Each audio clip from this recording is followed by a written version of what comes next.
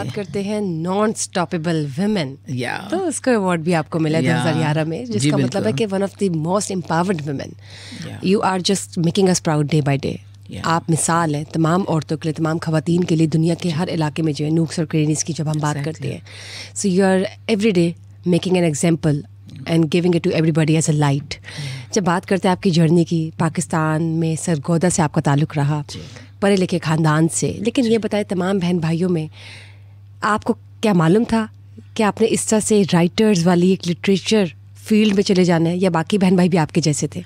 ये बहुत अच्छा सवाल है, इसलिए चूँकि जिस माहौल में, जिस वक्त में मैं थी, आप सोचिए कि 60s 70s 80s का दौर, ये सारा हमारी एजुकेशन और हमारी ग्रोथ का टाइम था. उस दौर में ख़वातीन का, लड़कियों का पढ़ना ही बहुत बड़ी बात थी, पढ़ाना बहुत बड़ी बात थी. और फिर पोइट्री एंड राइटिंग करना इतना एक्सेप्टेबल, एक्स्ट्रॉर्डिनरी नहीं, एक्सेप्टेबल नहीं था सोसाइटी में. और उसमें मैं एक बेग ऑफ के नाम से भी लिखा करती थी. तो लेकिन इसमें मैं समझती हूँ हमारे पेरेंट्स ने, specially my father, he gave a very good space to me. और बाज़ दफ़ा तो अम्मी से छुपा के मुझे कहते थे कि लिखें और रेडियो स्टेशन पे जाएं और पढ़ें और सब कुछ. ये एक ट्रैवल था, जर्नी था जो हमारा हुआ.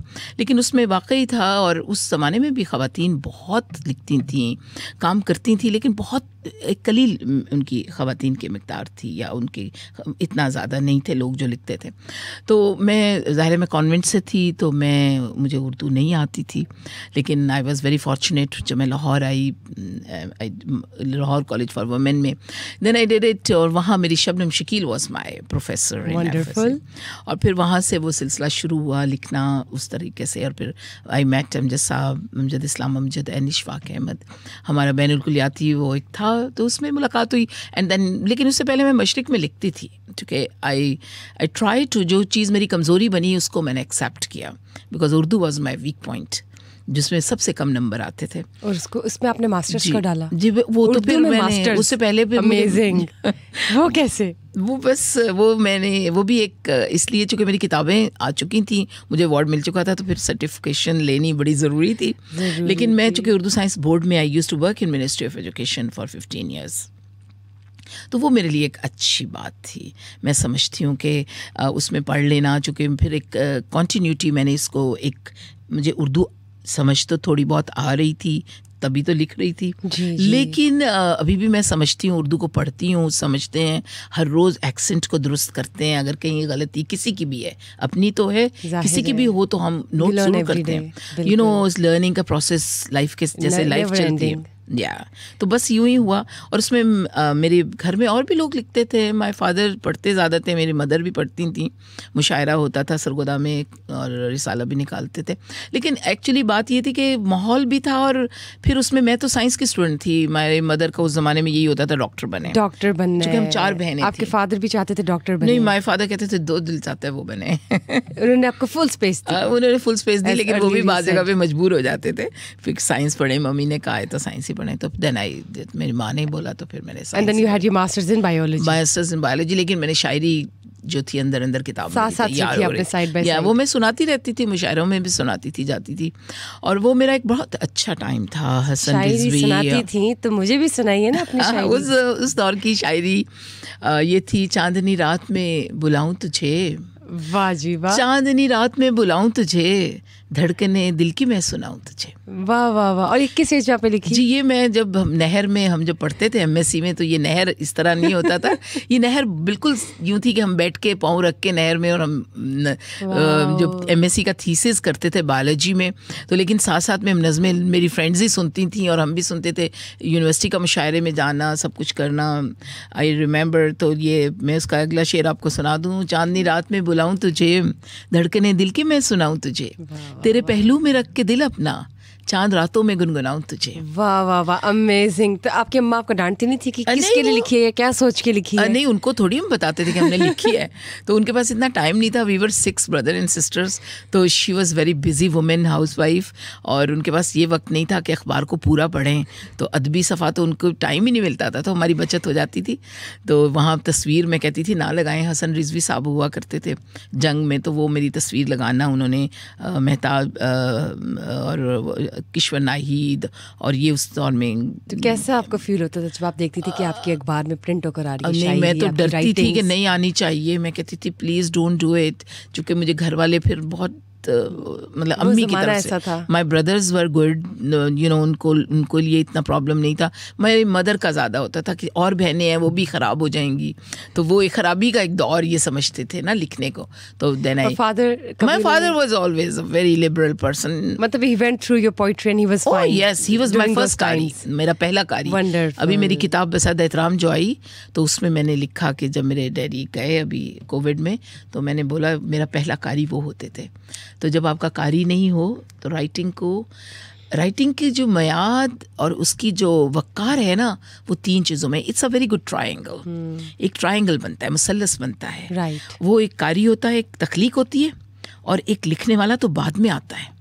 तो इसलिए कारी का होना यानी सुनने रीडर का होना बड़ा ज़रूरी है, बहुत ज़रूरी है। तो ये मैं समझती हूँ। तो जब आपका कारी पहला कारी जो होता है, सुबह सवेरे मेरे डैडी मुझे फ़ोन करते तो वो मेरे लिए अच्छा होता था। और इसी तरह इशफाक साहब, इशफाक अहमद, बानो कुदसिया, मुनीर नियाज़ी साहब, ये सब लोग जो थे हमारे दौर के लोग थे। आपका इनके साथ वक्त गुजरा हुआ है। शहजाद अहमद ने मेरी पहली किताब सोचती आंखें जो मेरी थी, शायरी की पहली किताब, उस पर उन्होंने लिखा, तो फ्लैप लिखा और उन्होंने पेश लफ्ज़ लिखा। सोचती आंखें जो तुम ना देखा, जो तुमने देखा, जो तुमने सोचती आंखें जो तुमने देखा। एक किताब थी सोचती आंखें, दूसरी मेरी शायरी की किताब थी जो तुमने देखा, हाँ। तीसरी किताब थी शायरी की मिट्टी की प्याली। मिट्टी की प्याली जी, वो उसकी वो है, चक्कर खाती चरखी पर, मेरी नज़्म है, चक्कर खाती चरखी पर घूम कर तेरे हाथों में, पानी के चंद ही कतरों से मैं अपने आप सिमट जाती, कभी गोल रकाबी के जैसी, कभी चपटी कासों की प्याली।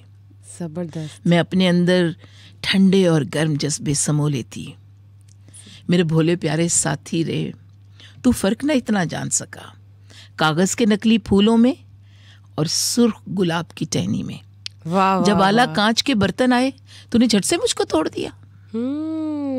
तो this was the poetry deep उस जमाने में लिखी हुई, जबरदस्त, Thank you. Impressive. Thank you. जब बात करते हैं आपकी बुक्स की, आपने ये जो अपनी शायरी की किताबें लिखी और आपने इंटरनेशनली मुशायरे अटेंड किए हैं, जी।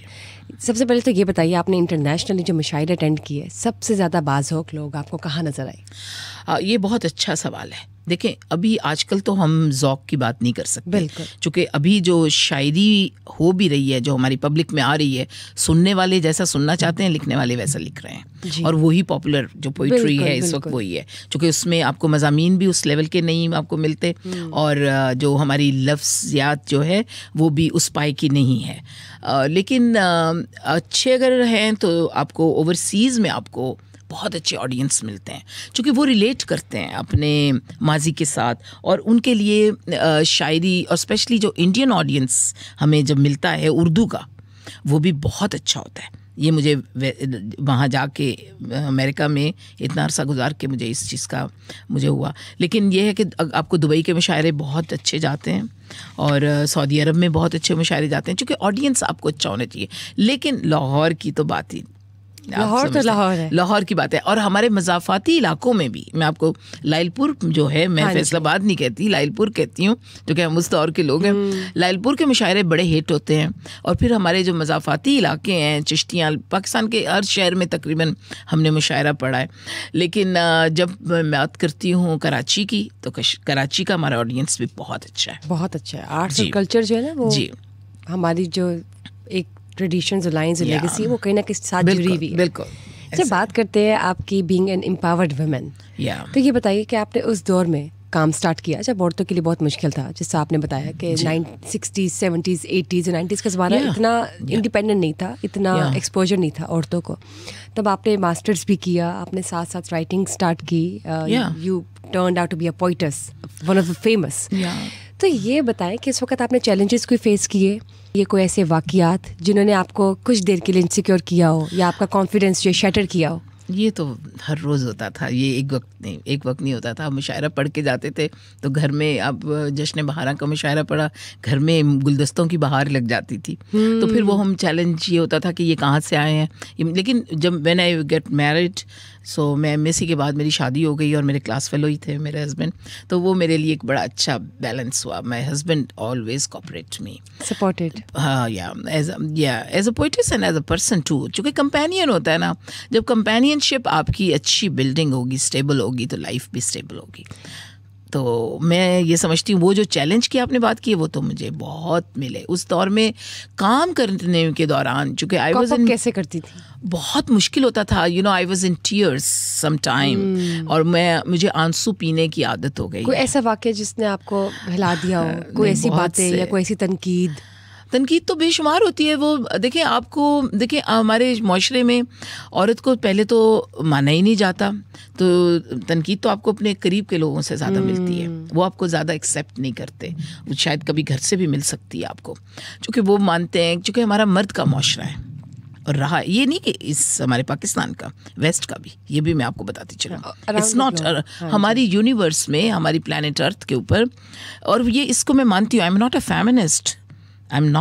मैंने बड़ी फेमिनिज्म की ये की हैं कॉन्फ्रेंसेस अटेंड. अभी 2022 में देयर वाज अ जर्मनी में थी एक हमारी, तो हमने अटेंड की. तो मैंने कहा मुझे क्यों बुला रहे हो, I am not a feminist. तो मैं तो उसके अगेंस्ट बात करूंगी. तो वो कहते हैं we want the people like you to, because you are the real image of you are the real impression of a feminist, real example. मैंने कहा ओके, मैं ह्यूमनिस्ट हूँ, मैं फेमिनिस्ट नहीं हूँ. तो ये बहरहाल बात यूँ बनती है कि हमें करते थे, लेकिन मैं उससे ज़्यादा, मैं अपनी हमेशा जो एक बात आपको बताती चलूँ कि जब भी आप नाकाम होते हैं ना, तो जो उससे हासिल होता है वो कामयाबी से हासिल नहीं होता. तो मुझे जब चोट लगती थी उसके बाद मेरी स्ट्रेंथ ज़्यादा बढ़ती थी, क्योंकि हमें क्या मिलता था, एक सबक मिलता था. वो लेसन मुझे कामयाबी में नहीं मिलता था, जो लेसन मुझे इस तरह की चोट और नाकामी से मिलता था. और मैंने हमेशा कोशिश की कि मैं अपने कंफर्ट जोन को तोड़ के बाहर निकलूं. इसलिए मैं जिंदगी में कुर्सियां बदलती. यानी कि आपको रिस्क टेकिंग फैक्टर्स पसंद थे, चैलेंजेस लेना पसंद था. जब तक हम dare to take a risk, ये success key to the success है. आप किसी भी माशरे में एक इकाई के तौर पे ले लें या इसको आप जनरल भी ले लें. अगर आज के नौजवानों को देखें, why they are successful, they have हम ग्लोबली हम बात करते हैं. मैं कभी भी पाकिस्तान के नौजवान को अपने वेस्ट के नौजवान से अलग नहीं समझती, because they are connected to each other and they are very much better than हमारी मिडिल एज के लोगों से. इसलिए वो सच बात करते हैं. हम लोगों की बुनियाद जो थी, सॉरी टू से, शुरू से ही झूठ पर रही.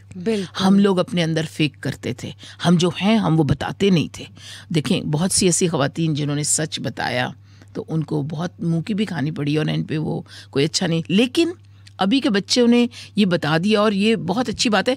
यकीनन हमने उनके लिए पेव किए रास्ते, उन ख़वातीन के लिए, हमारी जैसी ख़वातीन ने पेव किए. लेकिन उन पे चलने वाली बच्चियाँ और बच्चे दोनों को, बॉयज़ एंड गर्ल्स, मैं दोनों को समझती हूँ. हमारे नौजवान बहुत स्ट्रॉन्ग हैं. उनके पास इस वक्त थोड़ी कमी है, लेकिन वो बड़े स्ट्रॉन्ग हैं.